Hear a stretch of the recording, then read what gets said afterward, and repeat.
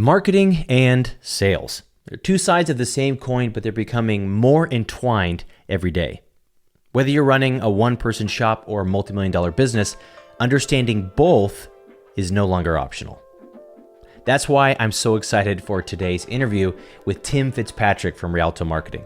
Tim is a marketing veteran, but he's relatively new to the MSP channel. However, he has this rare gift for making marketing make sense. No fluff, no gimmicks, just practical strategy forward thinking that can actually help you in your business. If you've ever felt overwhelmed by the shiny objects in the marketing trends, or you're unsure where to focus your energy and dollars, this conversation is for you. So stick around to the end, because Tim's insights and perspective on marketing might just change the way that you approach it forever. Let's do it.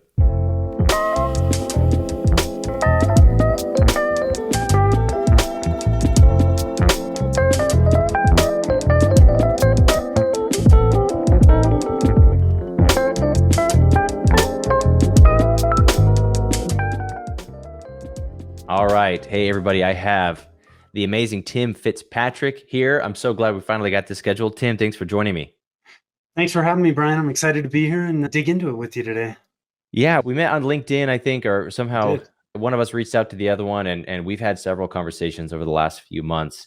And you and I clicked right away because you can always tell when people have no idea what they're talking about. And so when you meet a marketing person who actually has seasoned experience in the field, knows how to help people, I was like, oh, thank God, finally. Because there's so many like people who are in marketing who just don't really shouldn't be. Yeah. So anyway, that's what made you stick out to me. So I'm really glad to have you on. Well, thank you for that. I'll take the compliment. I appreciate that. And I'll do my best to impart some of that experience as we talk today. Yeah. And you know what? I think we should jump straight into it, because first of all, this is the MSP Sales Podcast, but you and I have even talked about this before, that the definition of sales and marketing, they're sort of bleeding together. Yeah. A little bit. And there's a lot more crossover now, because historically I would never have referred to myself as a marketer.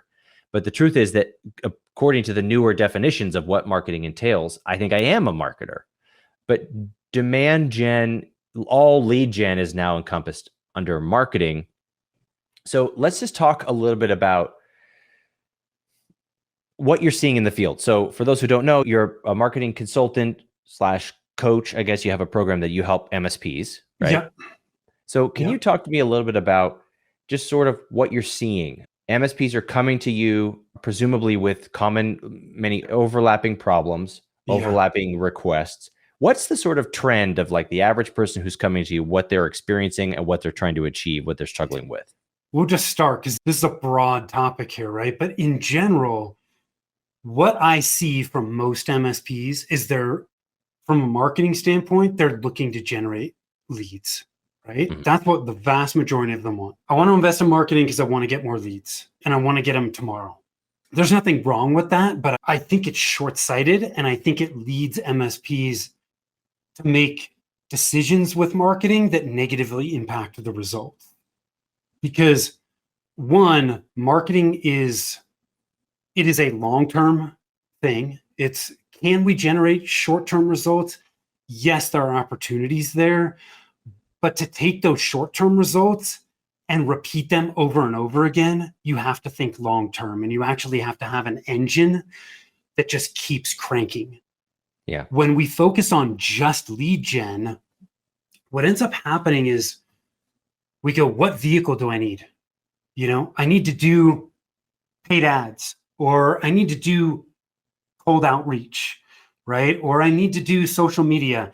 We end up going into vehicles without thinking about what we need to actually fuel those vehicles.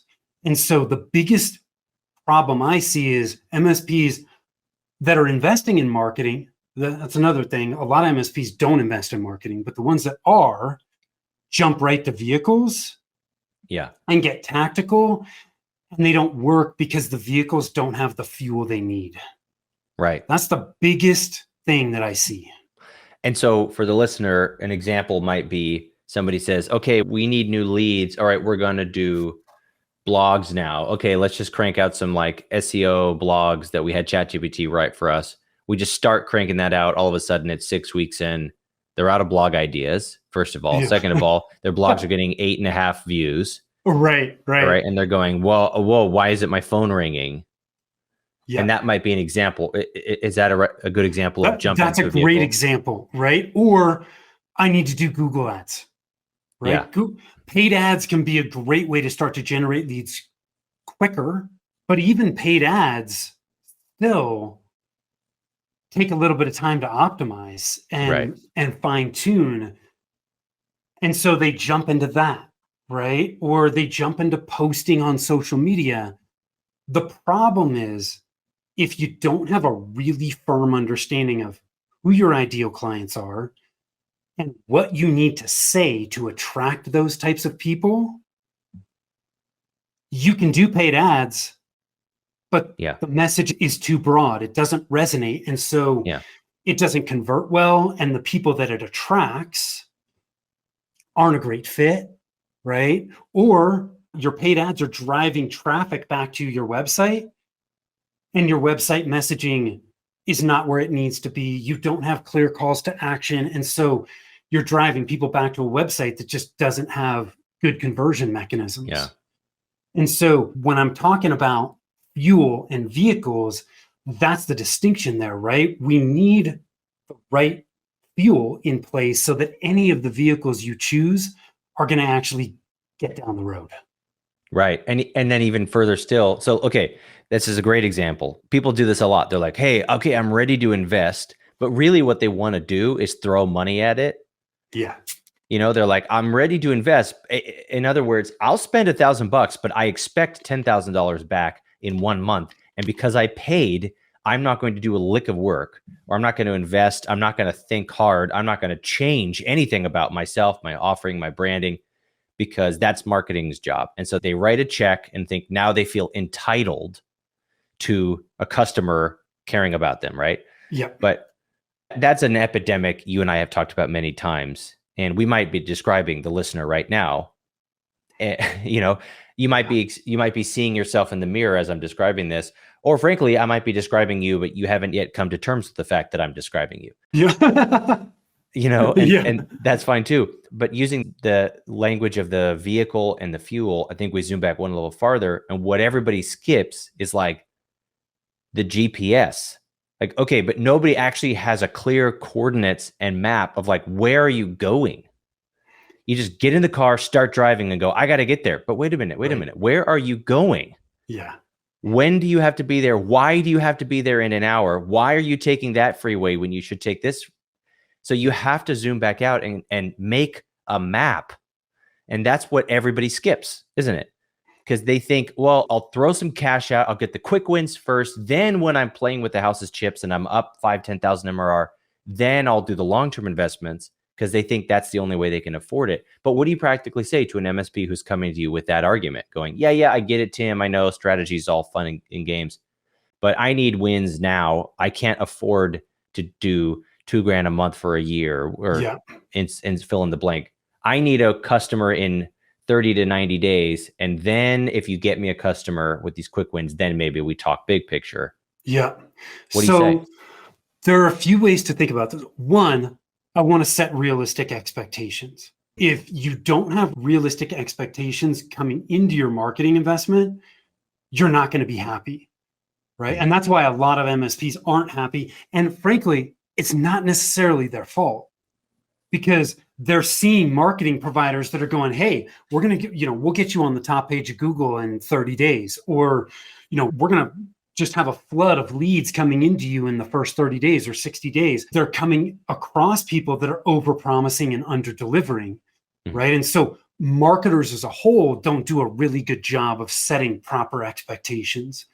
But when I come into it, I focus on strategy, right? The fuel, planning, where you're looking at the vehicles, and then leadership, where you get that driver into place to get those vehicles to the intended destination. There are always quick wins. So we always want to look at where are your quick wins while we're working on these other things that take time. So let's talk about some quick wins, some examples. Yeah. First and foremost, what's already working? Something is working that is bringing in business, right? Otherwise, they're out of business. In almost all cases, what's working is not fully optimized. What can we do to fill gaps to really optimize that so that it generates more results? Let's go one step deeper. Most MSPs are generating the vast majority of their leads from referrals. Mm-hmm. How many MSPs that you talk to actually have a system or a process for generating referrals, or a referral program to incentivize people to send referrals? Very few. Yeah. That is a perfect example of something that we can focus on putting in place in the first 30 days that they can implement to start building momentum. Mm-hmm. Here's another example. What used to work that you stopped doing? Okay, so for example, in my business, I used to do a ton of speaking. Before the pandemic, I used to do a bunch of speaking. Pandemic hit, I stopped. I'm doing some of it, not as much as I used to, but that's an example of something that used to work for me that, gosh, if I really wanted to, I could go back and pick that up. Like I'm already used to doing it. I know what I need to do. We just need to start doing it again. And a lot of MSPs have opportunities like that in their business where they're like, gosh, yeah, we did used to do that, but we started focusing on this and then that got left by the wayside. Mm-hmm. Let's pick that back up. So those are two examples of quick wins where when we initially meet, as we're looking at what things do we need to focus on to start building your engine, what fast track revenue opportunities do we have that we can focus on now while we're also doing that work? So we're doing these things simultaneously. Yeah, man.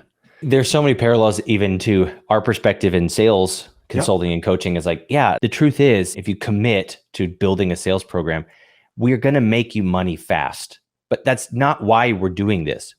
I always say, my job isn't to make you money tomorrow. My job is to make you more money for the rest of your life. Yeah. And yeah, you'll probably find some money tomorrow, but if you're just joining me for the money tomorrow, then you're not going to be successful in my program, especially because, frankly, an MSP who's going to engage with marketing or sales seriously, and I'm not even just talking about like hiring somebody like you or I, but if you're going to take building a marketing or sales process seriously, it's going to cost you something. It's going to be work, right? Not just money. I don't mean throw money at it and then you don't commit. It's going to cost you responsibility. You're going to have to take ownership over it. You're going to have to face inner blocks in your own skill set. Like you're going to have to upskill. You're going to have to confront things that make you uncomfortable. Period. You just have to. And if you can't or won't do any of that, then no matter how good of an expert or a guru or a whatever the hell you find, like you're always going to be the plateau of your own success, regardless of the type of people you surround yourself with. You know what I mean? So it's one of the themes that I kind of smack over and over again, even in this podcast, is like, you are ultimately responsible for your success or failure. To me, that's a very liberating way of thinking, that I get to decide if this works. I don't say, well, I found another vendor, I'll throw some cash at it and we'll roll the dice. It's such a powerless mindset. Right? Where business, you're burning money, right?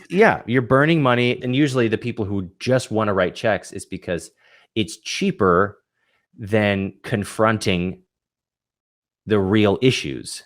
Do you know what I mean? Like they'd rather spend money than do inner work, if you will, for a lack of a better term. They'd rather try to make it outer work. But in reality, it's like, look, there might be a reason nobody cares about your product. Your product might suck, or your brand might be freaking confusing, or you might have a fundamental misunderstanding of what your audience wants and needs. That might be the real work here. So it's not just about getting more eyeballs. Like there could be other things at play. But, having said all that, I don't want to pile on too hard on the MSPs, but I just want to throw out there that like just having even a great vendor a great partner is not the only ingredient in the recipe for success, right? I mean, any thoughts? Yeah, absolutely. Here's an example that I see on the marketing side a lot.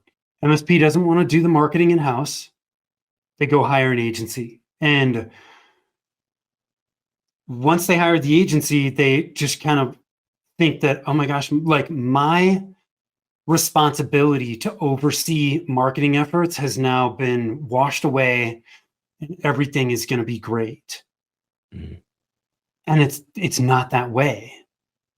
You still, as the MSP owner, or if you have a higher level executive who's going to do it, somebody in your company needs to be managing that agency. Yeah. And if you don't have the background or the skills or the expertise to be able to manage that, you need to have somebody help guide you through that. So the common thing is, hey, my agency, I'm getting data reports from my agency every month, and they're saying, I'm climbing up the rankings with these keywords and all this stuff is happening and it looks great. But damn, it doesn't feel good. Like I'm not generating leads. What is the problem? And you touched on this early on, right? That not everybody does this. And this is just one example, but awesome. So you've increased your search engine. You're now number one for this specific keyword. And that keyword generates 10 searches a month. Who cares? Right? 10 searches a month is not going to change anything, right? That's just 10 searches. That doesn't mean that they're clicking on your link in search results. So, and that's why you're number one, because nobody's competing for that, because it's not worth anything. So and that doesn't mean that that's a bad thing, right? If you rank for enough of those lower volume or really high buy intent keywords, that can be a good thing. But you have to be able to look at it from the entire picture. And you know, MSPs are great IT people. They don't all have expertise in marketing or sales. And so when you don't have that expertise, it's really hard to manage something that's not in your wheelhouse.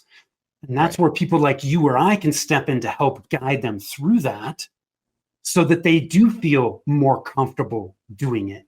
Because the way I think about it, if you do not have marketing, generating leads, and sales capabilities that turn those leads into clients, who cares how great you are at IT? You're the best kept secret. So it is so important to have sales and marketing on the front end. You got to have it. And frankly, as an MSP, if you choose to embrace that, you're head and shoulders above most because most don't value it. No. Right. They want the results, but valuing it means placing value in it. It means like paying time and money to develop it, period, right? Like building anything requires time, money, or both. And it's a spectrum. Usually, if you want to spend less money, you have to spend more time and vice versa. But there is no, I want to be a business owner, but I'm just a tradesperson. I'll just outsource all these other departments. And now I run this big successful business. That doesn't exist, man. No. It might have 20 years ago, right? But like now, it does not exist. It will not be successful. Yeah. We need to know where our strengths are and where our weaknesses. And there's the ability to bring in people that can help support and fill in where we have those gaps. Let me ask you this then. Tactics versus strategy. Doing tactics first is probably the wrong order. It doesn't necessarily even mean the tactics are wrong. Right. Let's say an MSP is listening to this, $500,000, $1 million MSP, owners like wearing all those hats still and going, look, I can convert decently. I win all my referrals. When I can get inbound stuff, it usually does pretty well. And they're looking into hiring an agency. And we're not going to drop any agency names here, but should that person hire an agency? Yes or no? And if so, like what's going to make it successful? If they have not done the strategic work, I would say no. Okay. Because you talked about sequencing in marketing is just as important as what you do. Yeah. You just hit on this. It's not that the tactics are wrong. It's that the sequence is out of whack. And when we get the sequence right, then the tactics start to work. So look, there's so many different marketing tactics. I can carte blanche say that, there are some really strong ones that most MSPs should consider, but there is no one size fits all plan. Every MSP is in a different situation and we all have different goals, right? Somebody that wants to 10x in 5 years needs a different plan than somebody that wants to 2x in 10 years. Yeah. Right. And what goes into your plan also is dictated by your profitability. How profitable are you as an MSP? Some are more profitable than others. And if you have more profit, you can afford to sink more back into the growth of your company. That's another thing that dictates what you do and how much you spend. So we've got to look at all of these things as a whole to determine what's going to make the most sense for you. Right. And so it's, it depends. It feels like a cop-out answer, but in a lot of cases, it does depend. Right. Honestly, that's why I asked you that question, because people think of these binary little questions and they want to be like, well, I'm just going to segment one little sliver of marketing that I am excited about, or that I have an idea about, or I know somebody who can do. And we think that that works. And that marketing is this binary thing. I'm either marketing or not marketing, but it's not like that, because there's, as you just said, there's so many tactics.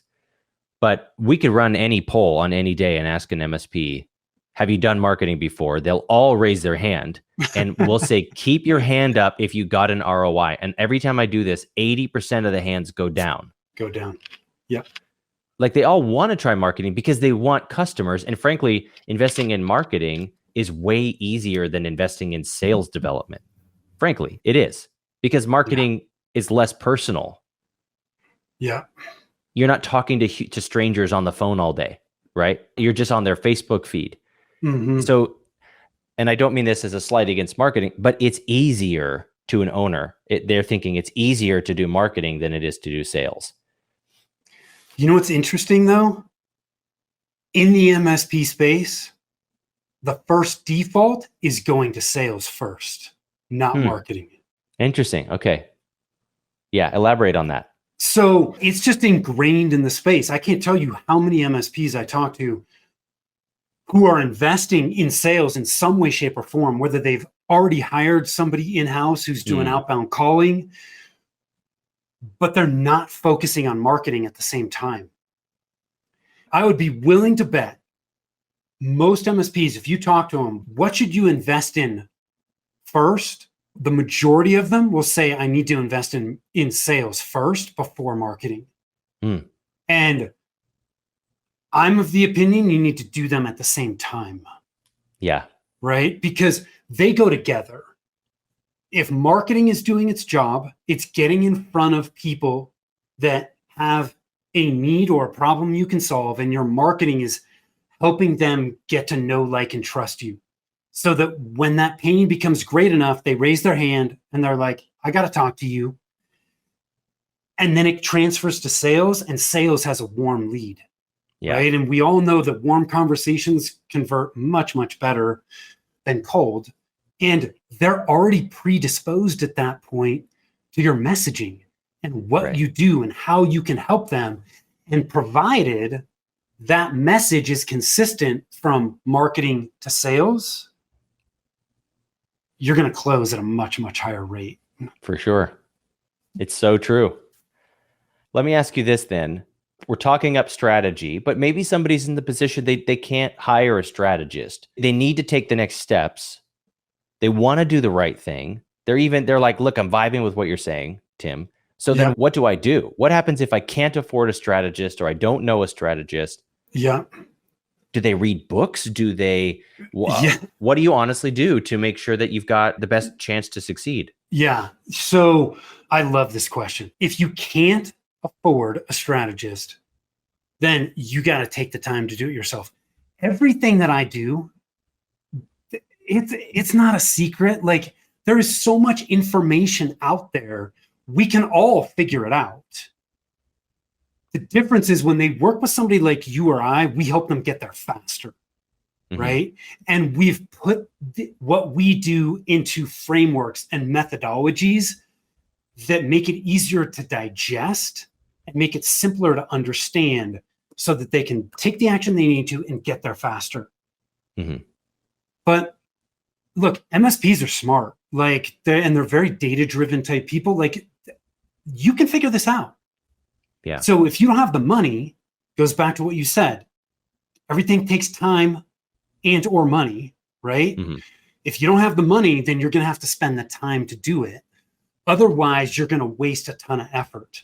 And so if I had an MSP that came to me that said, hey, I don't have budget, but I need to do something, okay, I would say you need to hone in on what ideal clients you're going to focus on. Yeah. And in my experience, the simplest place for MSPs to start differentiating and really focus their marketing is to focus on specific industry verticals. Yeah. CPAs, attorneys, whatever it may be. It is the simplest way. Most do not do it. Yeah. Which is why you should. And when you focus like that, it becomes much, much easier to identify where you need to go to get in front of those people. Mm-hmm. So I would say hone in on who those people are going to be. Once you understand if you're going to focus on an industry vertical, usually this happens because, they look at it and they go, oh my gosh, 30% of my customers are CPAs or half of my customers are CPAs. Great. If they're profitable and you like working with them and you're getting great outcomes for them, then focus on those people. Yes. Okay. And once you know you're going to focus on CPAs, for example, then you can go, where are they? I call it an ideal client GPS. Create a list of where they are. Yeah. What associations? What events do they go to? Who do they follow online? Who do they buy from? There's a whole host of places that they buy from and places they go to get information. Create that list. That's the list that you can now choose where you want to go to get in front of those people. Mm-hmm. And then the second thing is, what are you going to say to them? And if you're already working with them, then you can interview them and start to hear why they chose you, how they went through the buying process, and really start to understand them. And you want to hear it in their words. When you can get that information in their words, then you can start to shift your messaging to focus on them and not you, and the real business problems that you solve for them as an MSP. And you start using their lingo. Yeah. Any MSP can do this if they take the time. It's going to take longer, right? And they're going to probably make more missteps if they don't have somebody guiding them through it, but they can still get through it. If you're listening to this podcast going, I literally just need the next piece of advice, replay the last 5 minutes over and over again. And you should transcribe what Tim just said. Listen to me. If you're an MSP, especially if you're like new and you're like, how the hell do I build an MSP? Is the marketplace too saturated? If you do what Tim just said, you will be successful. Like, period. Yeah. And a lot of people are anti-verticalizing that it's fine. What I can tell you is, since I verticalized as a consultant, my hourly rate is 7 times higher than it used to be. Yeah. Right? Because Business School 101, the first step to increasing your value is specializing. That's the fastest and easiest way to increase your perceived value and your actual value, your intrinsic value, right? Is specializing. And if you don't want to verticalize, then you could do what we might call a horizontal niche, right? So verticalize in or horizontalize in just startups or just venture-backed businesses or whatever. And ideally, you could do both. A vertical and a horizontal makes that crosshair, right? And now you're like, this is exactly where I'm going. But that's it, man. Do the work. Figure out, who the hell am I supposed to be helping? Who are they? Why should they work with me? Why should they care about me? What can they do before or after working with me that they couldn't do before? Yep. If you can answer those things and then start interviewing those people, like you just said, you're going to figure out actual pain that they experience, actual outcomes they're looking for, things that motivate them and drive them. This is marketing 101. And then all of a sudden, running ads makes a little bit more sense because you have context in which Like you have coordinates in your GPS. Now you get in the car because you know what you're trying to achieve. Yeah. So critical, man. If you think about, here's another simple way to think about the message to the market. Focus on the problems they have and don't want, and the results they want and don't have. You go to 5 MSP websites, 9 times out of 10, if you take those 5, they all say the same thing, or a slightly different variation of it. Yeah. And that means that you all look the same. They're not buying IT. Nobody likes buying IT. It's like insurance, right? I buy insurance because I have to, right? It's protecting me from my downside risk. They're buying IT to solve a larger business problem, right? Or gain a more important business outcome. The IT helps support them to get to that place. And so the message needs to focus on that. They don't buy from you because you say you're the number one IT provider in Denver. Like anybody can say that. They buy from you because of the problem you solve and the outcome you can help them achieve. That's it. Period. So if you did that one thing, your message would be different than 99% of MSPs. I love it, man. So if you can't afford a strategist, if you can't afford the money for strategy, you're going to have to invest the time to become the strategist. Yeah. That's the big takeaway from today. And it is simple, but it's not easy, right? Yeah. It's not complex, but we have to do the work. The way I think about easy is it just happens. There is no work. Yeah. But it is simple, right? Hone in on the ideal clients, create a list of where they are, and that's where you can go to market, and then create a message that resonates with those specific people. Specificity sells. The more specific you can get with the message, the more it's going to resonate with those people. And it naturally repels the people that it's not a good fit for.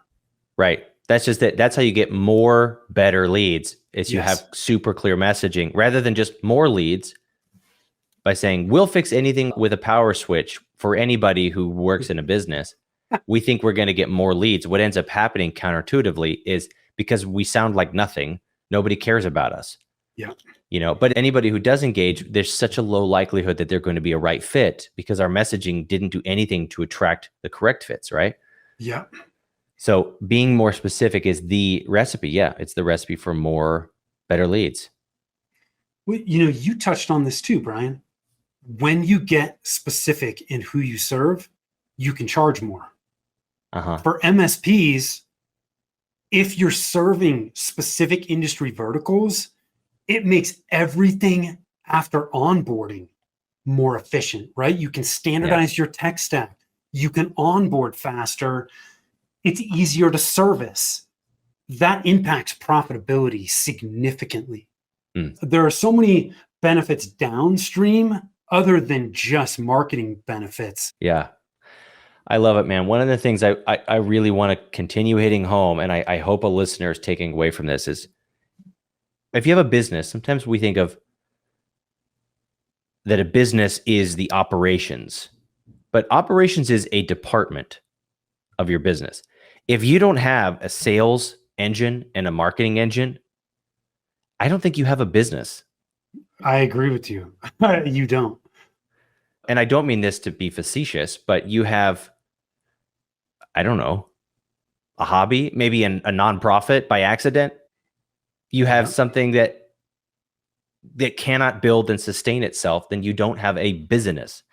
And building out this marketing effort, if you're not going to do it, then you need to have a leader who is going to own that role. And if you have no one willing to own that role, you have to bring in a hired gun who's going to own that function. Who's going to do it? Point is that marketing doesn't just happen. Marketing is not a throw money at it. It's not a pay to win game. Because there's plenty of people I know. I mean, just had a client. He had spent $70,000 in the previous 12 months on SEO and SEM. 0 leads. Nothing. Not a single thing. Now, and I don't want to victim blame. Like, there's probably things that he was doing wrong. But really, that's just tragic. It is. Nobody likes that. And nobody's licking their chops going, oh, well, I could help them even better. Nobody's excited about this. It's just terrible. But the reason I bring it up is, look, it's not like if you just spend more money, you automatically win, because marketing is too competitive for that. Yeah. But I even liken it to, and this is, I don't know if we need another analogy, but I'll bring one. I like the analogy of fitness. Like, there is some nuance to each person getting in shape. But in reality, we all know what you need to do to get in better shape. You know what I mean? Like, there's different body types. That's true. There's different insulin resistance levels and all that. And learning your own self, there is nuance there. So I don't mean to just say like everybody does, because some people will do the exact same work and eat the same food, and one person will get results and one won't. And I recognize that. So I don't want to be insensitive with the example. But the point is that, as painting with a broad brush here, everybody knows, eat better, exercise. Yep. You'll get in shape. And then you have somebody like, well, you know what? I know what I need to do intellectually, and yet I can't take the right action. And so what I'm going to do is pay a personal trainer to meet me and kick my ass at the gym twice a week. Because I know if I go to the gym, I'll scroll on my phone and on a speed 1 on a treadmill for half an hour, and I'll sit in the sauna. But if I have a personal trainer there, they will make me exercise more efficiently. It's not that you can't do it without a personal trainer, right? It's not like the personal trainer has some extra equipment that you don't have access to, but they bring the accountability, the foresight, the encouragement, right? And they make sure you do the right things in the right order. And then you could even hire a nutritionist or a dietitian or a meal prep person who comes and slaps the donut out of your hand and brings you Tupperware pre-made stuff. And like, you could, depending on your level of how much you're willing to own and how much versus how much you're willing to spend, it's going to change the actual application of how you get in shape. But in reality, if we're all trying to build a healthy sales and marketing engine, to your point, dude, read any marketing book.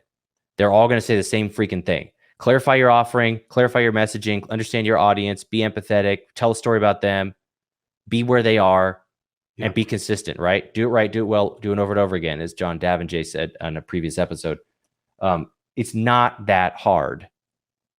Well, I shouldn't say it's not that complicated, but it's also not easy. If it was, everybody would be doing it, right? Yeah. So the question really becomes for you, if you're just trying to get to the tactics, that's like saying, I'm just going to take these diet pills and I'm going to pay to join a gym membership. And now I'm going to be in shape. And just because you paid, and I'm not throwing shade, but if you pay for a membership or some content provider that posts on your Facebook every day, that is not marketing, right? That's a good tactic. But that's like paying for a gym membership is not going to get you in shape. Yeah.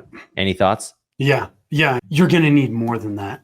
And there's nothing wrong with that, right? It's activity. Yeah. I call it laying ground cover, right? It's there. But unless you find ways to make that your own, it is not differentiating you. Right. Right. And there's so many different things we could end up, we could go down with this. But I think some of the most important things we've touched on today is that sequencing is important. Yes. And you got to take the time to do the strategy up front. It's not a tactics problem. It's a marketing engine issue. And the first critical component in the engine is strategy, and you got to do it. Tim, you're such a delight to me because you tell it how it is, but you also don't say it in this doomsday kind of way. There's real success at the end of your advice. And I really appreciate that about you. I think that you're a big gift to the channel. And that's why I just wanted to have you on today.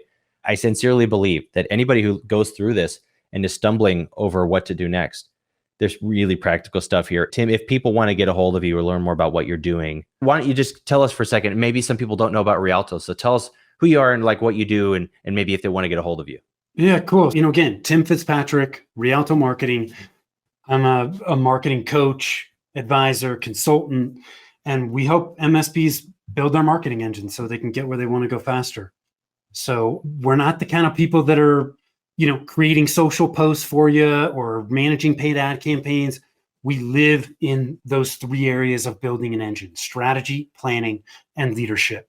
So we can help support your internal marketing team. We can help support your outsourced agency. We're complement. We're not getting in the way of that. So if you want to connect, I'm on LinkedIn. It's under Tim P as in Paul Fitzpatrick. You can also go to our website, rialtomarketing.com, which is RIALTO marketing.com. Those are the two best places. Cool. We'll have that stuff in the show notes for anybody who wants to get a hold of you. Again, yeah, man, sincere thanks. Thank you for just laying it out as it is today. You're a big boon for the listeners, and it's always a joy to talk. So thanks for being on. Likewise, man, I appreciate it.